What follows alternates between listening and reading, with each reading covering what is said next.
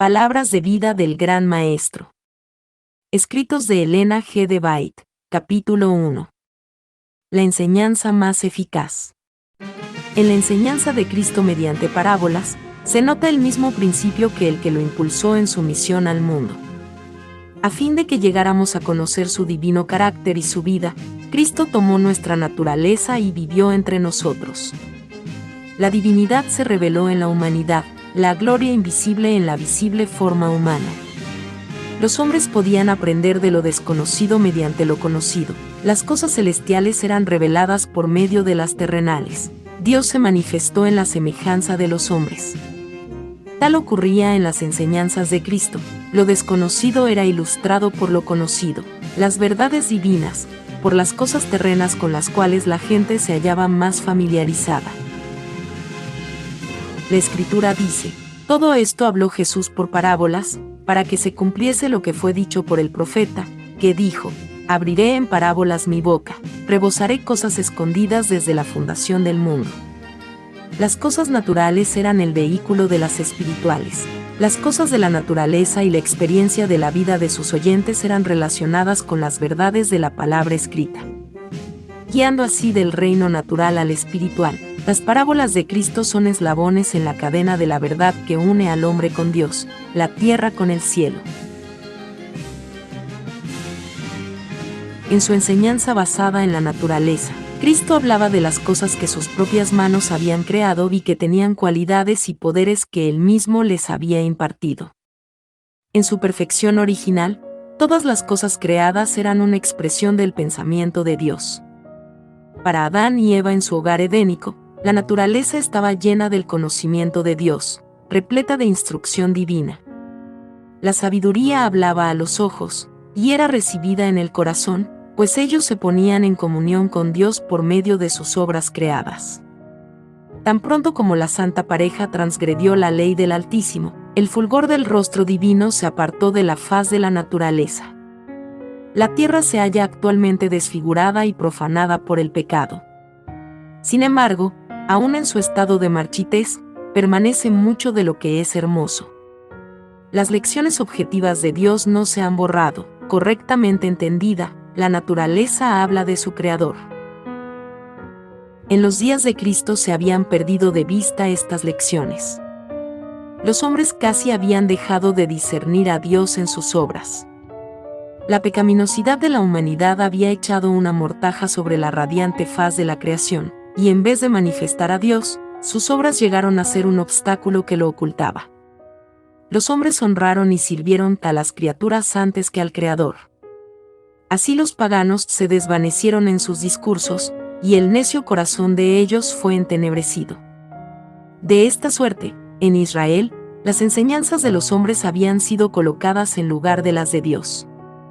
No solamente las cosas de la naturaleza, sino el ritual de los sacrificios y las mismas escrituras, todos dados para revelar a Dios, fueron tan pervertidos que llegaron a ser los medios de ocultarlo.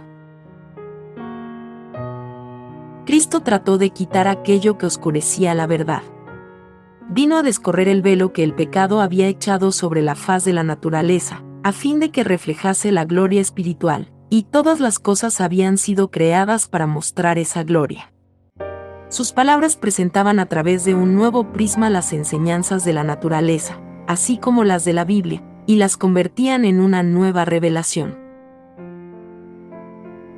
Jesús arrancó un hermoso lirio y lo colocó en manos de los niños y los jóvenes, y al observar ellos el propio rostro juvenil del Salvador, radiante con la luz del sol de la faz de su Padre, expresó la lección: reparad los lirios del campo, como crecen, con la simplicidad de la belleza natural, no trabajan ni hilan. Mas os digo, que ni aun Salomón con toda su gloria fue vestido así como uno de ellos. Entonces siguió la dulce seguridad y la importante lección: y si la hierba del campo que hoy es, y mañana es echada en el horno, Dios la viste así, ¿no hará mucho más a vosotros, hombres de poca fe? En el Sermón de la Montaña estas palabras fueron habladas a otros, además de los niños y los jóvenes. Fueron dirigidas a la multitud, en la cual se hallaban hombres y mujeres llenos de congojas y perplejidades, apenados por las desilusiones y el dolor. Jesús continuó: no os congojéis, pues, diciendo, ¿qué comeremos, o qué beberemos, o con qué nos cubriremos? Porque los gentiles buscan todas estas cosas, que vuestro Padre Celestial sabe que de todas estas cosas habéis menester. Entonces, extendiendo sus manos hacia la multitud que lo rodeaba, dijo: mas buscad primeramente el reino de Dios y su justicia, y todas estas cosas os serán añadidas. Así interpretó Cristo el mensaje que él mismo había puesto en los lirios y la hierba del campo. Él desea que lo leamos en cada lirio y en cada brizna de hierba. Sus palabras se hallan llenas de seguridad, y tienden a afianzar la confianza en Dios. Tan amplia era la visión que Cristo tenía de la verdad, tan vasta su enseñanza, que cada aspecto de la naturaleza era empleado en ilustrar la verdad. Las escenas sobre las cuales la vista reposaba diariamente, se hallaban relacionadas con alguna verdad espiritual, de manera que la naturaleza se halla vestida con las parábolas del Maestro. En la primera parte de su ministerio, Cristo había hablado a la gente en palabras tan claras, que todos sus oyentes podían haber entendido las verdades que los hubieran hecho sabios para la salvación. Pero en muchos corazones la verdad no había echado raíces y había sido prestamente arrancada. Por eso les hablo en parábolas, dijo él, porque viendo no ven, y oyendo no oyen, ni entienden. Porque el corazón de este pueblo está engrosado, y de los oídos oyen pesadamente, y de sus ojos guiñan. Jesús quiso incitar el espíritu de investigación. Trató de despertar a los descuidados, e imprimir la verdad en el corazón. La enseñanza en parábolas era popular, y suscitaba el respeto y la atención, no solamente de los judíos, sino de la gente de otras nacionalidades. No podía él haber empleado un método de instrucción más eficaz. Si sus oyentes hubieran anhelado un conocimiento de las cosas divinas, habrían podido entender sus palabras, porque él siempre estaba dispuesto a explicarlas a los investigadores sinceros. Otra vez Cristo tenía verdades para presentar, que la gente no estaba preparada para aceptar, ni aún para entender. Por esta razón también él les enseñó en parábolas. Relacionando sus enseñanzas con las escenas de la vida, la experiencia o la naturaleza, cautivaba su atención e impresionaba sus corazones. Más tarde, cuando ellos miraban los objetos que ilustraban sus lecciones, recordaban las palabras del Divino Maestro. Para las mentes abiertas al Espíritu Santo, el significado de la enseñanza del Salvador se desarrollaba más y más. Los misterios se aclaraban, y aquello que había sido difícil de entender se tornaba evidente. Jesús buscaba un camino hacia cada corazón. Usando una variedad de ilustraciones, no solamente presentaba la verdad en sus diferentes fases, sino que hablaba al corazón de los distintos oidores. Suscitaba su atención mediante figuras sacadas de las cosas que los rodeaban en la vida diaria. Nadie que escuchara al Salvador podía sentirse descuidado u olvidado. El más humilde, el más pecador, oía en sus enseñanzas una voz que le hablaba con simpatía y ternura. Además tenía él otra razón para enseñar en parábolas. Entre las multitudes que se reunían a su alrededor había sacerdotes y rabinos, escribas y ancianos, herodianos y príncipes, hombres amantes del mundo, fanáticos, ambiciosos, que deseaban, sobre todas las cosas, encontrar alguna acusación contra él. Sus espías seguían sus pasos día tras día, para hallar alguna palabra de sus labios que pudiera causar su condena y acallar para siempre a aquel que parecía arrastrar el mundo tras sí. El Salvador entendía el carácter de esos hombres, y presentaba la verdad de tal manera que ellos no pudieran hallar nada en virtud de lo cual presentar su caso ante el Sanedrín.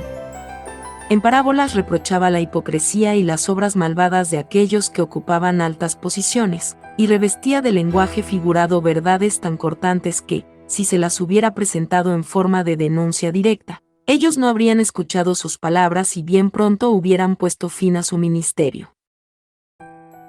Pero mientras eludía a los espías, hacía la verdad tan clara que el error era puesto de manifiesto, y los hombres de corazón sincero aprovechaban sus lecciones. La sabiduría divina, la gracia infinita, eran aclaradas por los objetos de la creación de Dios. Por medio de la naturaleza y los incidentes de la vida, los hombres eran enseñados acerca de Dios. Las cosas invisibles de Él, su eterna potencia y divinidad, se echan de ver desde la creación del mundo, siendo entendidas por las cosas que son hechas. En la enseñanza en parábolas usada por el Salvador se halla una indicación de lo que constituye la verdadera educación superior. Cristo podría haber abierto ante los hombres las más profundas verdades de la ciencia. Podría haber descubierto misterios cuya penetración habría requerido muchos siglos de fatiga y estudio.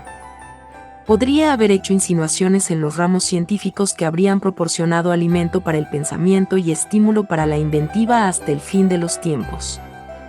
Pero no lo hizo.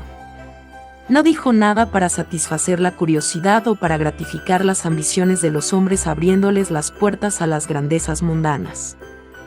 En toda su enseñanza, Cristo puso la mente del hombre en contacto con la mente infinita. No indujo a sus oyentes a estudiar las teorías de los hombres acerca de Dios, su palabra o sus obras. Les enseñó a contemplarlo tal como se manifestaba en sus obras, en su palabra y por sus providencias. Cristo no trató de teorías abstractas, sino de aquello que es esencial para el desarrollo del carácter, aquello que aumenta la capacidad del hombre para conocer a Dios y amplía su eficiencia para lo bueno. Habló a los hombres de aquellas verdades que tienen que ver con la conducta de la vida y que abarcan la eternidad. Fue Cristo el que dirigió la educación de Israel. Con respecto a los mandamientos y ordenanzas del Señor, Él dijo: las repetirás a tus hijos, y hablarás de ellas estando en tu casa, y andando por el camino, y al acostarte, y cuando te levantes, y has de atarlas por señal en tu mano, y estarán por frontales entre tus ojos, y las escribirás en los postes de tu casa, y en tus portadas. En su propia enseñanza, Jesús mostró cómo había de cumplirse este mandamiento, cómo pueden presentarse las leyes y principios del reino de Dios para revelar su belleza y preciosura. Cuando el Señor estaba preparando a los hijos de Israel para que fueran sus representantes especiales, les dio hogares situados entre las colinas y los valles. En su vida en el hogar y en su servicio religioso se ponían constantemente en contacto con la naturaleza y con la palabra de Dios. Así también Cristo enseñaba a sus discípulos junto al lago, sobre la ladera de la montaña, en los campos y arboledas, donde pudieran mirar las cosas de la naturaleza con las cuales ilustraba sus enseñanzas. Y mientras aprendían de Cristo, usaban sus conocimientos cooperando con Él en su obra. De esta suerte, mediante la creación hemos de familiarizarnos con el Creador. El libro de la naturaleza es un gran libro de texto, que debemos usar conjuntamente con las Escrituras para enseñar a los demás acerca del carácter de Dios y para guiar a las ovejas perdidas de vuelta al aprisco del Señor. Mientras estudian las obras de Dios, el Espíritu Santo imparte convicción a la mente. No se trata de la convicción que producen los razonamientos lógicos, y a menos que la mente haya llegado a estar demasiado oscurecida para conocer a Dios, la vista demasiado anublada para verlo, el oído demasiado embotado para oír su voz, se percibe un significado más profundo, y las sublimes verdades espirituales de la palabra escrita quedan impresas en el corazón. En estas lecciones que se obtienen directamente de la naturaleza hay una sencillez y una pureza que las hace del más elevado valor. Todos necesitan las enseñanzas que se han de sacar de esta fuente. Por sí misma, la hermosura de la naturaleza lleva al alma lejos del pecado y de las atracciones mundanas y la guía hacia la pureza, la paz y Dios. Demasiado a menudo las mentes de los estudiantes están ocupadas por las teorías y especulaciones humanas, falsamente llamadas ciencia y filosofía. Necesitan ponerse en íntimo contacto con la naturaleza. Aprendan ellos que la creación y el cristianismo tienen un solo Dios. Sean enseñados a ver la armonía de lo natural con lo espiritual. Conviértase todo lo que ven sus ojos y tocan sus manos en una lección para la edificación del carácter. Así las facultades mentales serán fortalecidas, desarrollado el carácter, y ennoblecida la vida toda. El propósito que Cristo tenía al enseñar por parábolas corría parejas con su propósito en lo referente al sábado.